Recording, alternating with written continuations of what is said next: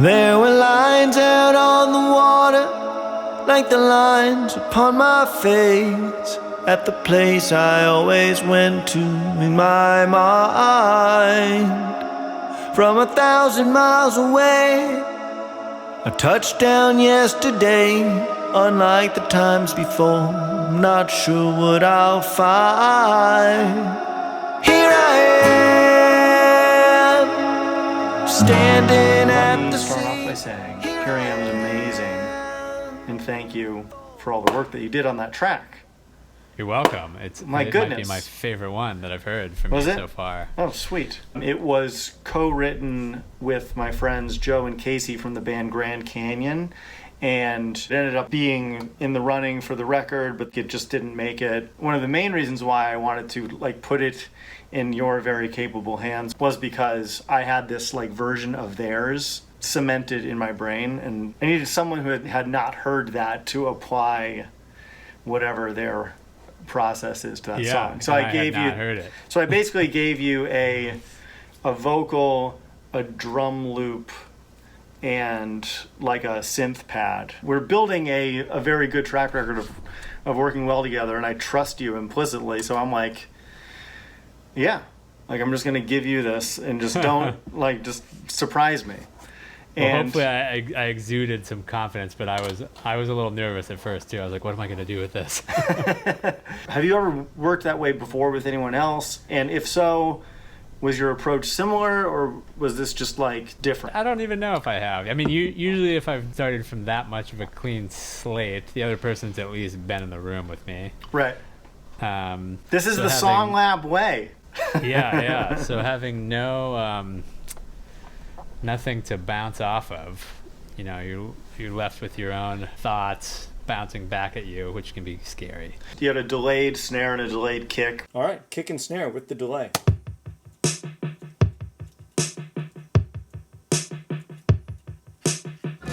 Strangers in strange places, faces upon faces, and a trace of autumn wind. It was warning me.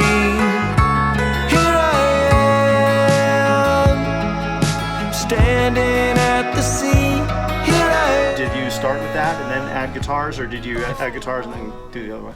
I think I put in since it was so bare bones, I think I wanted to put the delay on the kick and snare just so it kind of gave it a little bit of a groove, a subdivided groove. Yeah. To play rhythm guitar along with. So I wasn't just so exposed. Was it strumming or finger picking next? I think it was strumming to lay just the groundwork in the most rhythmic way. Here's the strummed guitars.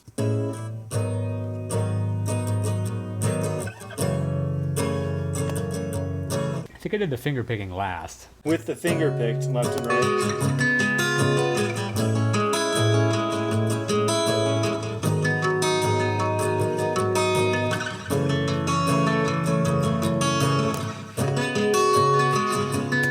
I think I did the lead guitar stuff in the middle. It opened up a couple tracks just so I kind of could just fire off melodic ideas, and just kind of did some probably really bad takes where I picked one good moment from each one. I was like, oh, you can use these melodic ideas, and then I made a comp of that and then started to layer another lead guitar over it and see where they kind of interact in interesting ways. Cool. And then just started kind of pulling the best ideas from that, and kind of I was thinking of it as kind of a little string quartet supporting the lead vocal or something. There's tons of counterpoint going on, and it keeps the track moving forward in a nice way. So yeah, I haven't done that in a while on guitar. That's how I do lap steel arrangements always. So I kind of took that same approach. Just giving you as much as possible to make your magic with it in post.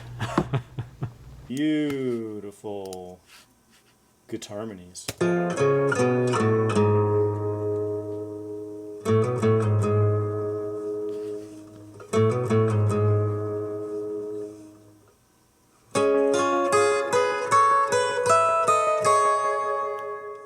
Here are those big chords.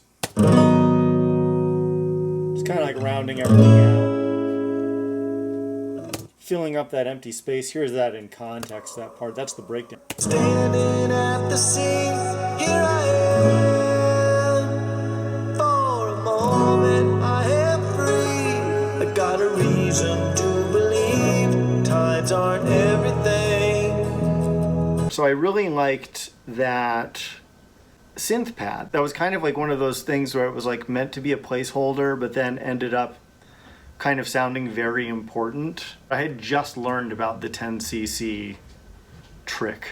Right. It's a great trick. Like that week, I was like, let's see if we could do that with this. So here's the 10cc thing. I sing an note sustained and then apply a heavy delay, an infinite delay, a really large reverb chamber to achieve this. And you can see my automation here. And then this is duplicated, so I have to sing an E, an F sharp, G sharp, A, B, C sharp, and so on. I think I do 14 of these because there's some accidentals. In the end, is you've basically made yourself an instrument. And you play the instrument using automation. This was the result.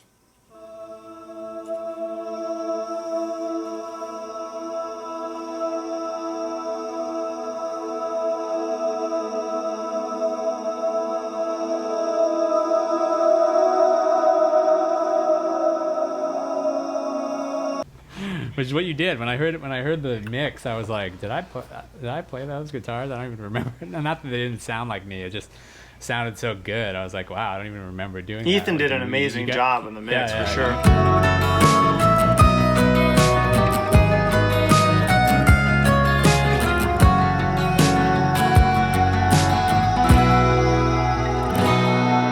Here I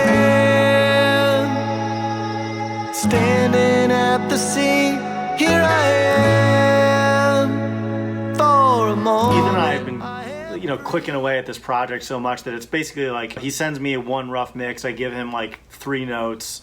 He sends me the mix back. I'm like, print it. We're done. This one took, I think, like 5. It's amazing that the track sounds so full because there's not much on it. Right. A couple guitars, bass, and some loops, some ahs.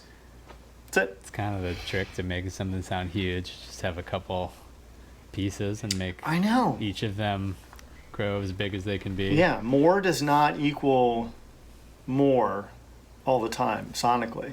Yeah, it's like an arrangement puzzle. You just want to have one puzzle. You don't want to layer a couple puzzles on top of each other. Right. Yeah, for sure. It's been kind of a weird way to work, but I've actually been really enjoying. I mean, especially enjoyed Here I Am, because like we wouldn't have been in this situation if it wasn't for the coronavirus. The casualty of not being in the same room together, I felt we made our lemonade out of that, in that I just gave you this like free rein. You're like, I got this amazing track where I probably would have been in the room and I would have screwed everything up. I really just can't thank you enough. Thank you. I'm proud amazing. to be a part of these. Yeah, this is like really cool. We'll definitely be doing more. It's starting to look like we're going to do more remotely. Let's keep it going. Yeah. I'm back again. Here I